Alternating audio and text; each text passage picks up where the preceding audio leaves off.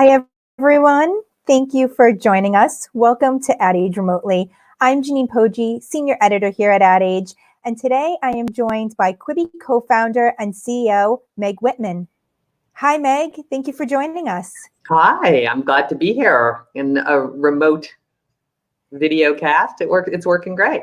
Where are you working from right now? I live in Los Angeles, but as by way of background, my husband is a neurosurgeon, and he's the chairman of the Department of Neurosurgery at UC Davis in Sacramento. So when we all had to shelter in place, I loaded my stuff into my car and drove from LA to Sacramento. So I'm actually in Sacramento, California right now. Okay, how's things going out there? Everyone's safe and well?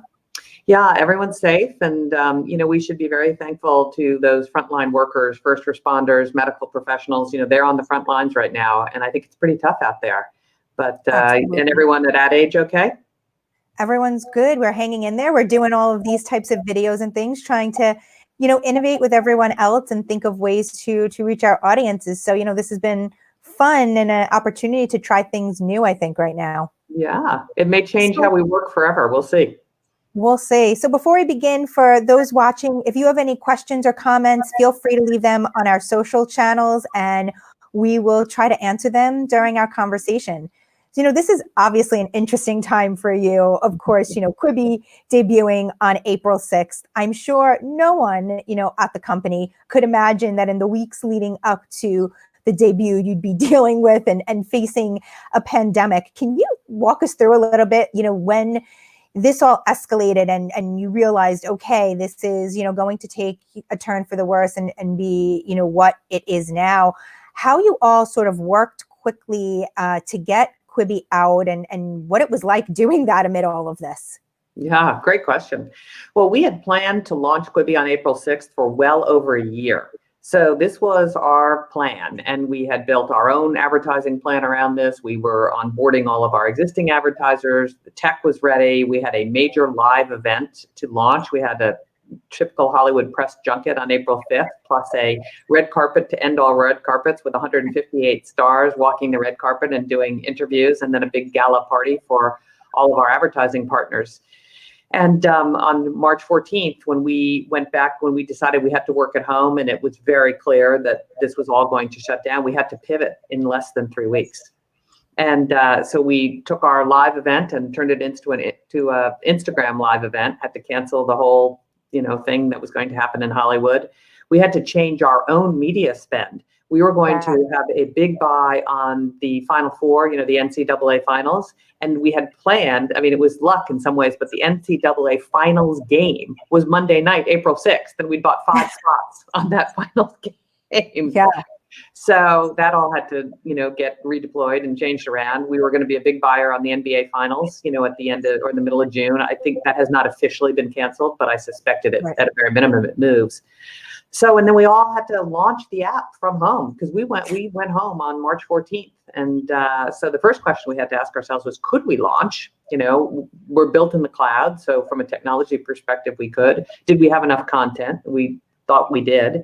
And then was it the right thing to do? And ultimately, we decided we could bring a little joy and distraction to our user base. So we went ahead. And of course, Quibi from the get-go has been promoted as a, service for the short form, high quality, but short form content that you can sort of consume in these like 10-minute increments when you're standing online in the grocery store or, in the middle like of your commute on the train and things of that nature. Of course, none of us are doing any of those things right now. We don't know when we'll sort of resume those like normal activities. Has that meant pivoting sort of what Quibi means and its, appeal to consumers? Yeah, well, you're right. We were built for an on-the-go use case. You described it perfectly. And by the way, people are not on the go. And so the question was, would people find other in-between moments while they are staying at home?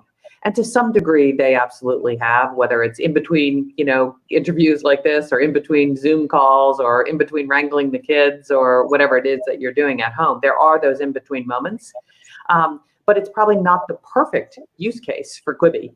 But I have to say, we're very pleased with the launch. I think we announced after 2 weeks that we had 2.7 million downloads, which was fantastic for us. When we launched, we were number 1 or number 2 in the entertainment part of the app stores, and then number 3 or number 5 overall. So we were very pleased with that. And the feedback we're getting from users and frankly from advertisers is pretty strong. So I think we'll be glad to go back to the use case for which we built this company. But there does seem to be in between moments that we all have, even though we're, maybe in between moments in a much smaller, more confined place. I'd like to give a couple of shout outs to folks watching. We have Lori from Hawaii, Rajan from California, Tracy from Texas, Michelle from New York, Annie from Illinois, Benito from Suriname, and we have Shelly from Washington, D.C. Thank you all for joining us and watching. I'm here with Meg Whitman, the co-founder and CEO of Quibi, talking about the launch of the service on April 6th. So, you talked about, obviously, we don't have those in-between moments right now. In the interim, until we get those back, are there other use cases that, the company is thinking about? Are there other things you're sort of pivoting towards or finding new uses for the platform? Well, what the users have told us is they do have breaks in their day, and they're not hour-long breaks. They might be 10 minutes. And so that's when they're watching Quibis. I was talking to a friend who said, I was cooking dinner for my family the other night, and I was boiling pasta, and I watched a Quibi while I was boiling pasta. I don't think that was the use case we initially intended, but that's one of them. People have said, listen, in between, when my kids are homeschooling, when they're, actually engaged, I can watch a Quibi in between calls, and we are probably seeing more evening watching, later in the evening before bedtime. I'll watch a couple of Quibis before bed than we had actually ever understood. So it's just different in between moments. And as I said, we'll be happy to get back to our original use case, but there is a real need for Quibi right now, and we're seeing it. Are there any plans to look to stream Quibi on connected TVs as more people are home and using more of the living room screens? Is that an opportunity moving forward? Yeah, it certainly is. I mean, we had always planned to build connectivity to the TVs, and so we thought probably we would launch the ability to cast off your phone to your TV, probably sometime in the summer. For Apple, it will be done in early May, a little bit later for Android and some of the other platforms. So our customers have said, we love Quibi, we'd like to watch it together on our living room TV. And we're going to enable that. We're enthusiastic about it.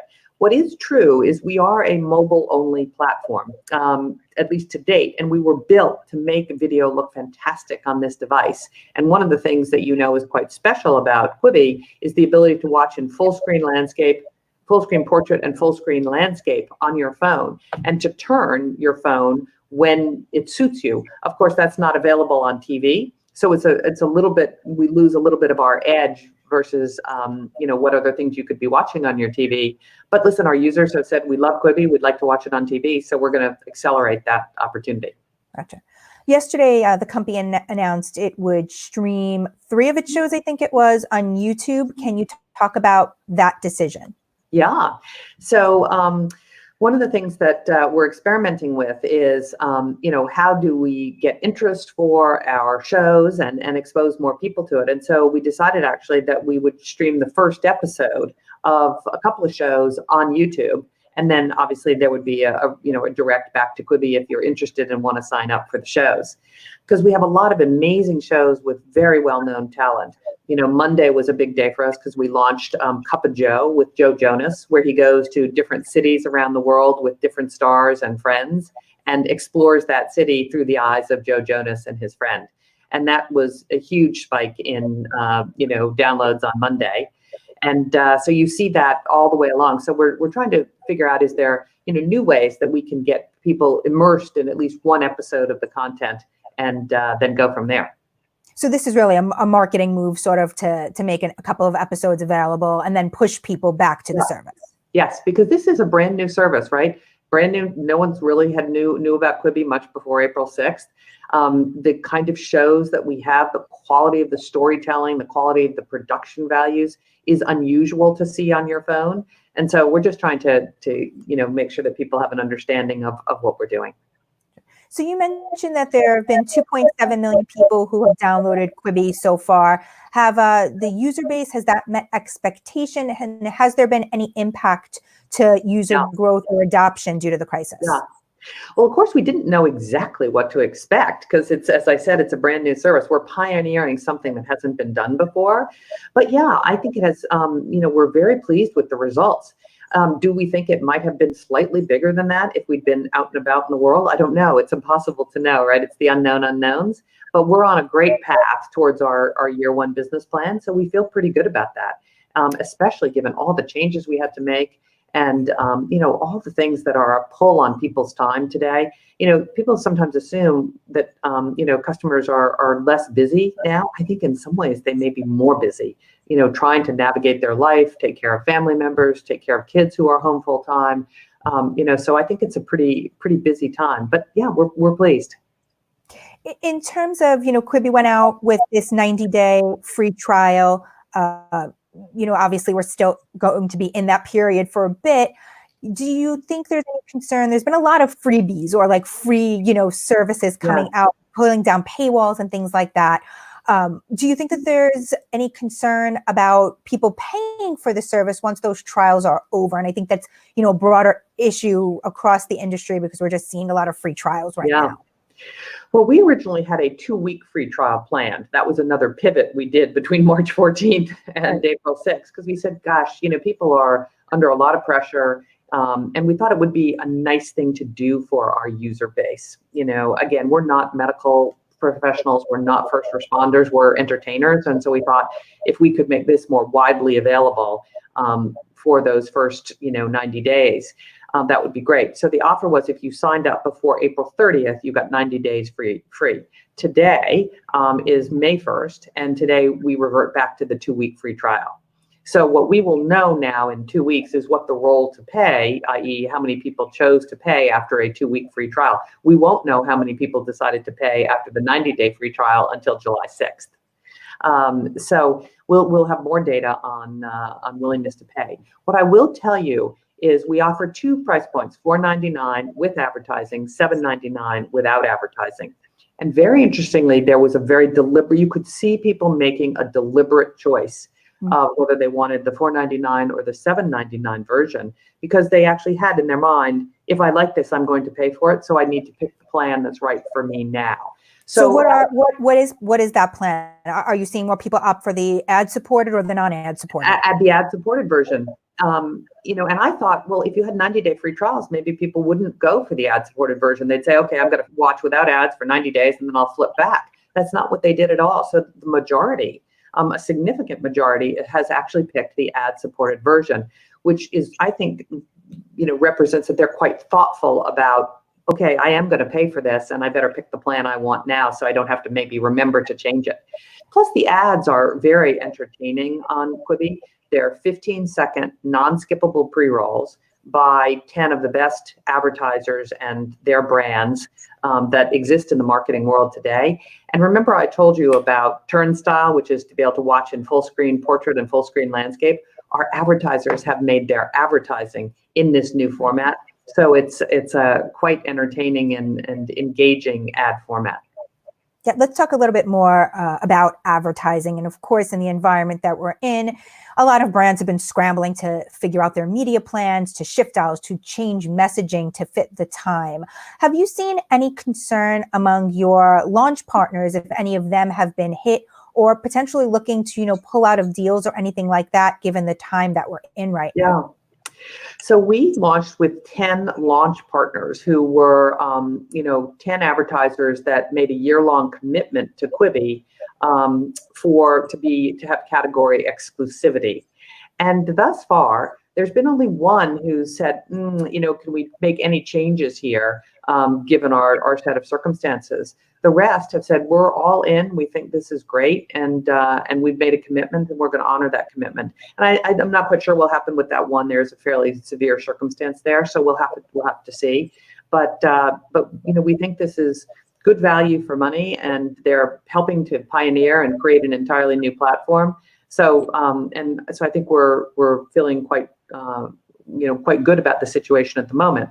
We'll see when we get to year 2 advertising, because it's a category exclusive for year 1. Year 2 begins in April 6th of 2021, and we'll begin selling year 2 advertising in probably September. So we'll know more, and I think we'll know more about what the world is like in September.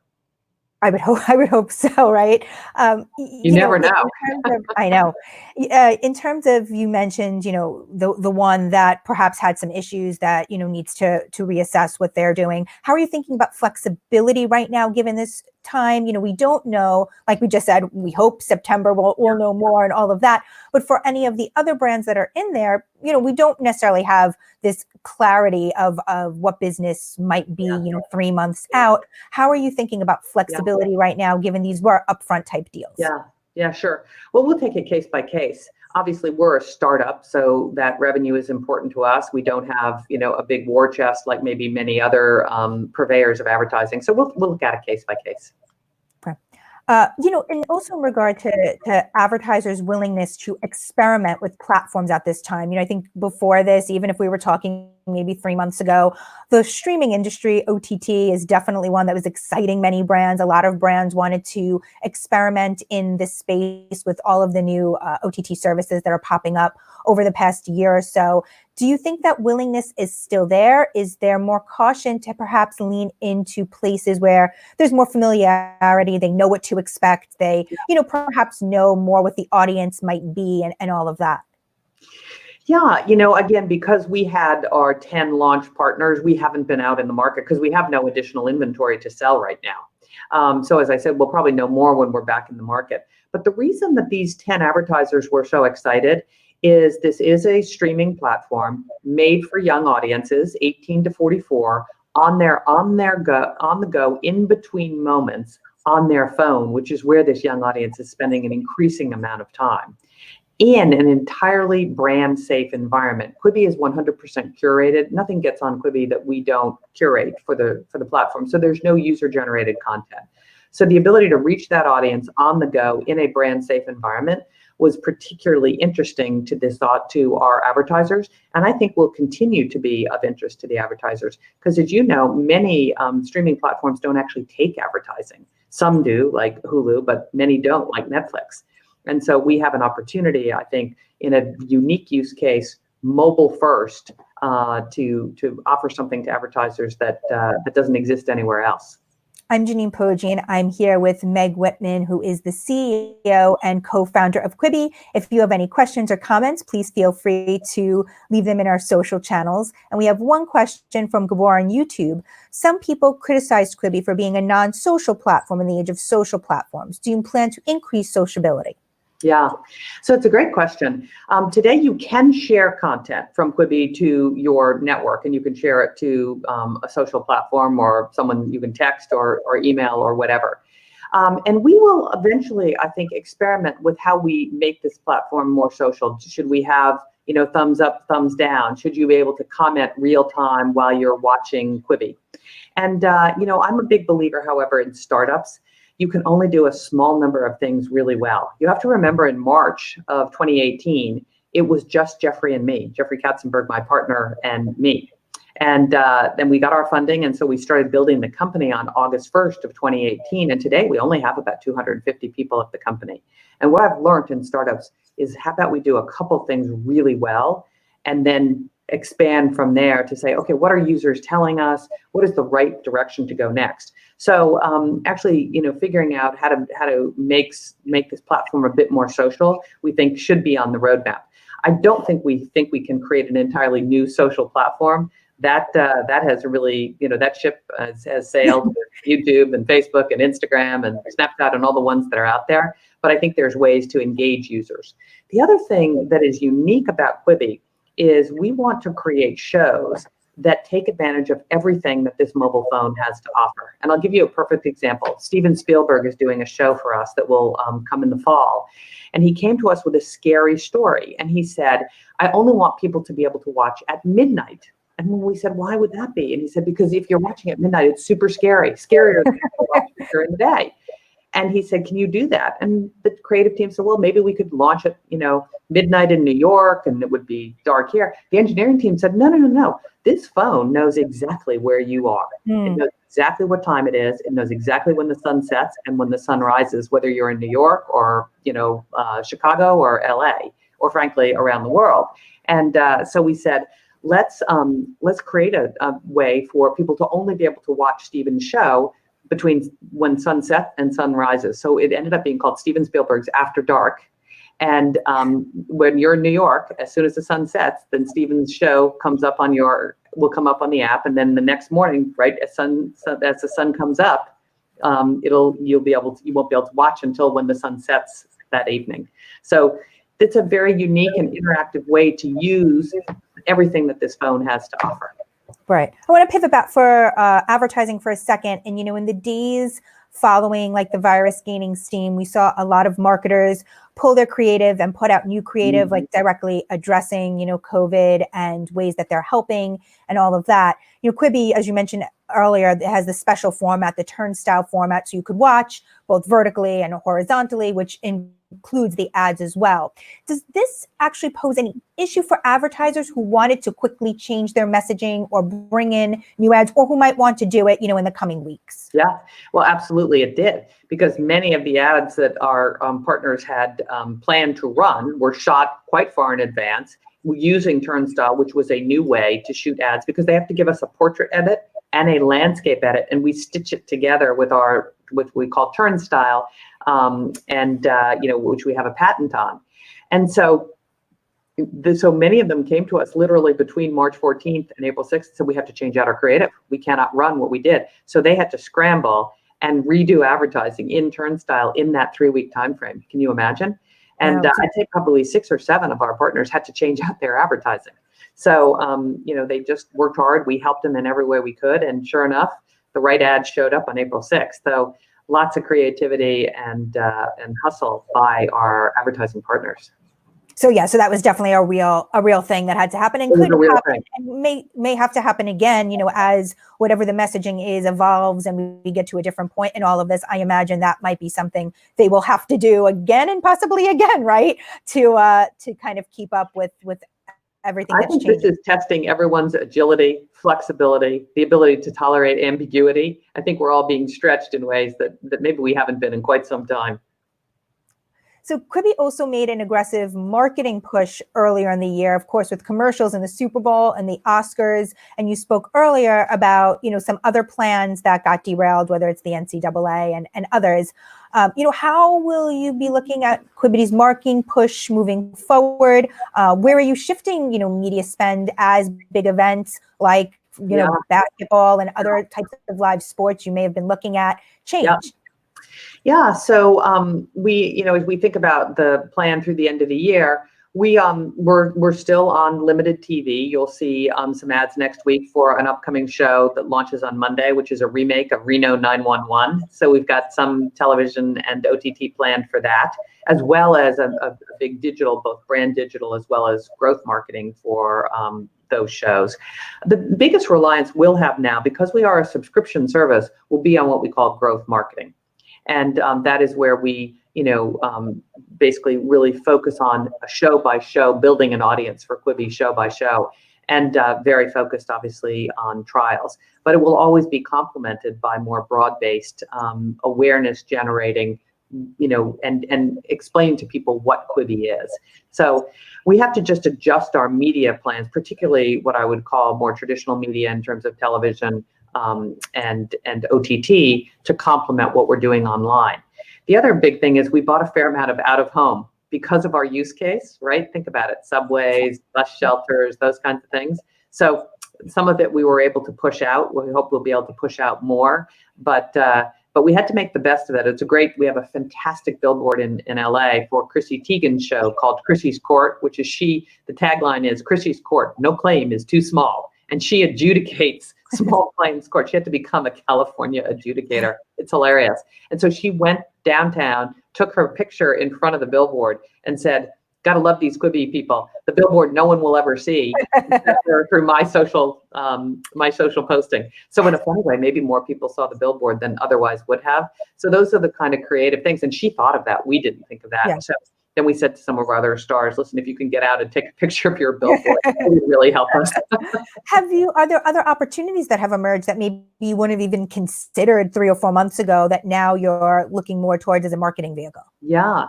So I have to say, Instagram Live has been, I think, quite a productive platform for us, because when you think about what we were trying to do at launch, we were trying to do interviews with celebrities about their show on Quibi. And that was the point of the red carpet. That, you know how red carpets work. They walk the red carpet, but they do pull-asides for interviews along the way, and that generates press. So we said, how are we going to do that? And we came up with an idea of taking 5 or 6 of our stars and having them interview 5 of their celebrity friends who also have a show on Quibi. So, for example, Reese Witherspoon, who is narrating a show called Fierce Queens, which is about matriarchal animal societies, which is fantastic. She then interviewed a friend of hers, Jennifer Lopez, who's doing a show for us called Thanks a Million, where it's a pay it forward. Jennifer gives $100,000 to someone who made a difference in her life on the proviso that that person gives $50,000 of it to someone who did the same for them. And then she lined up 10 or 15 stars to do that pay it forward. So, Joe Jonas talked to Andy Cohen, who has a show with us. So we were able to get about 36 to, I think, 40 celebrities who spent much of the day on the 6 interviewing other celebrities about their shows. So that was fantastic earned media for us. And we were able to tap into, obviously, the Instagram following of many of those stars. We have a question from Alyssa on Twitter. What kind of attribution or tracking capabilities are available to advertisers on Quibi today? Yeah, so we have many tracking capabilities. The 2 most important at launch were viewability with Moat and then also Nielsen tracking. So we know that our advertisers know exactly what the viewability is, what the completion rate is, what the impressions are that they get from us. And we will add more over time. We just wanted to make sure we had 2 that could, cover the waterfront at least at launch.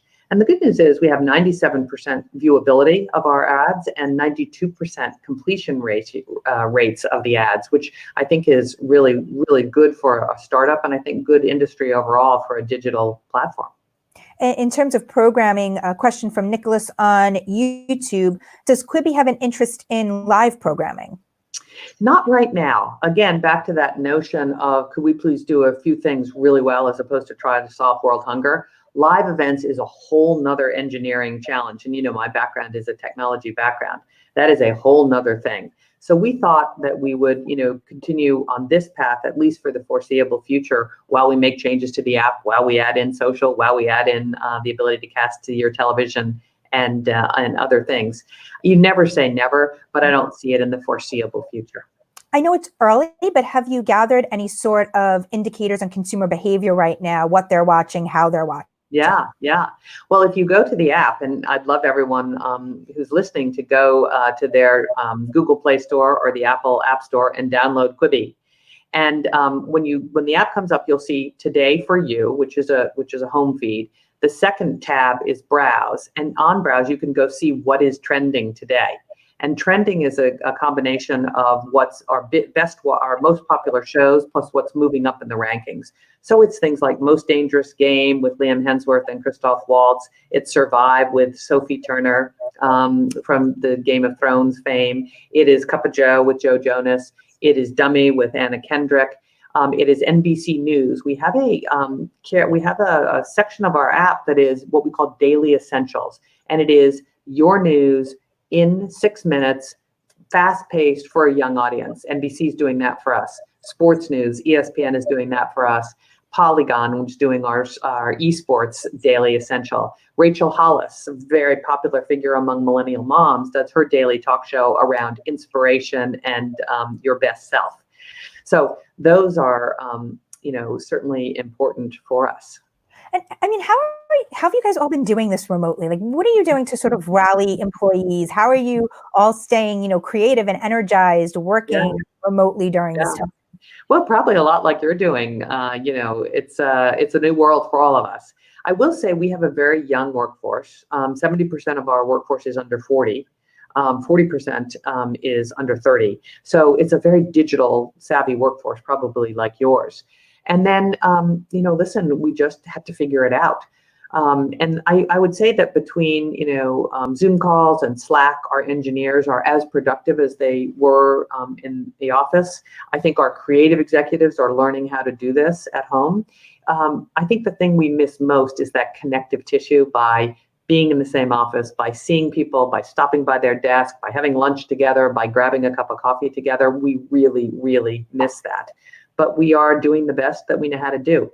I don't know about you. I find being on, VTC every single day, virtually from 8 in the morning till 8 at night, I find it to be very tiring, much more tiring than back-to-back meetings when you're in person. But I also feel like you are paying perhaps a little bit more attention. I think that there is a little bit more that you feels rude to like look down off your computer screen versus looking down in a meeting with like 20 people where you might glance at your phone and do things like that. So I do feel like people are spending a little bit more time actually paying attention to the screen. You're right. Aside from Quibi, what other types of media right now are you consuming and things that you're watching and doing during this time? Yeah. Well, so I start quite early in the morning because we do have folks in New York. So I start quite early in the morning, and then I'm pretty much on Zoom or working right until the end of the day. At 5:30, I think the other thing we have to do in this world, we've got to put a few boundaries in, because you could literally like work all the time, and Mondays are no different than Saturdays. I don't know if you're finding that, but it's just a blur. And so really between 5:30 and 7:30 every night, I try to take a walk with my husband when he gets home from the hospital. We try to walk. And so we've now explored all of Sacramento together. And then I can get back online at, 8 o'clock after dinner. So that's sort of how we're doing it. And, we'll watch some TV, obviously, watch some movies and other things. But frankly, I don't have a lot of time to consume anything other than Quibi. I start my morning, obviously, with Quibi. And during my in-between moments, I see what's going on the app. Thank you, everyone, for joining us. Tune in on Monday. We'll be talking with Andrew Swinnen, CEO of Leo Burnett, about how his agency is navigating the pandemic. And thank you, Meg, of course, for joining us, and be well. Thank you very much. Be safe to you as well. Thank you so much. And as always, thank you to our Ad Age crew, Alfred Mascaroni, Max Sternlicht, and Elise Liffering for making the stream happen. Thanks, everyone. Enjoy the weekend. Take care. Bye-bye.